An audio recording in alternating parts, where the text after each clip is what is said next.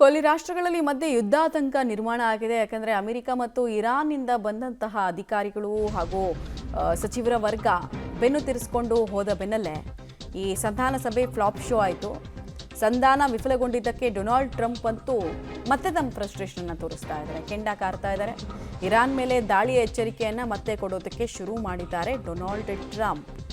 Iran ಮೇಲೆ ಸೀಮಿತ ದಾಳಿ ಮುಂದುವರಿಯುತ್ತೆ ಅಂತ ಹೇಳ್ತಿದ್ದಾರೆ. ಅಂದರೆ ಲಿಮಿಟೆಡ್ ಮಿಲಿಟರಿ ಆಪರೇಷನ್ಸ್ ನಮ್ಮ ಮುಂದೆ ಈಗಲೂ ಕೂಡ ಇದೆ, ಅದು ಕಂಟಿನ್ಯೂ ಮಾಡ್ತೀವಿ ನಾವು ಅನ್ನೋದನ್ನು ಹೇಳ್ತಾ ಇದ್ದಾರೆ. ಸೊ ಕದನ ವಿರಾಮ ಘೋಷಣೆ ಆಗಿದ್ದ ಸ್ಪೀಡಲ್ಲೇ ಕದನ ವಿರಾಮ ಅನ್ನುವಂತಹ ಹೆಸರು ಹಾಗೆ ತೆರೆಮರೆಗೆ ಸರಿತಾ ಇರೋದು ಈ ಮೂಲಕ ಸ್ಪಷ್ಟವಾಗಿ ಕಾಣಿಸ್ತಾ ಇದೆ. ನೇನೆ ಅಷ್ಟೇ ಅವರು ಟ್ವೀಟ್ಗಳನ್ನು ಹಂಚ್ಕೊಳ್ತಾ ಇದ್ರು ಡೊನಾಲ್ಡ್ ಟ್ರಂಪು.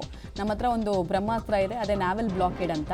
ನೀವು ಬೇರೆ ಹಡಗುಗಳಿಗೆ ದುಡ್ಡು ಇಸ್ಕೊಂಡು ಕಳಿಸಿದ್ರೆ ನಾವು ನಿಮ್ಮ ಹಡಗುಗಳು ಕೂಡ ಈ ಹಾರ್ಮೋಸ್ ಜಲಸಂಧಿಯನ್ನು ಹೆಂಗೆ ದಾಟ್ತೀರಾ ಅಂತ ನಾವು ನೋಡ್ಕೋತೀವಿ, ನಾವಿನ್ಯಾರು ಬಂದರೂ ಕೇರ್ ಮಾಡಲ್ಲ ಅನ್ನೋದನ್ನು ಅಮೆರಿಕ ತಿಳಿಸ್ತಾ ಇದೆ. ಆ ಮೂಲಕ ಸ್ಟ್ರಾಟಜಿಕಲ್ ವಾರ್ಫೇರ್ಗೆ ಅಮೆರಿಕ ಮುಂದಾಗ್ತಾ ಇರೋದು ಭಾಳ ಸ್ಪಷ್ಟವಾಗಿ ಕಾಣಿಸ್ತಾ ಇದೆ.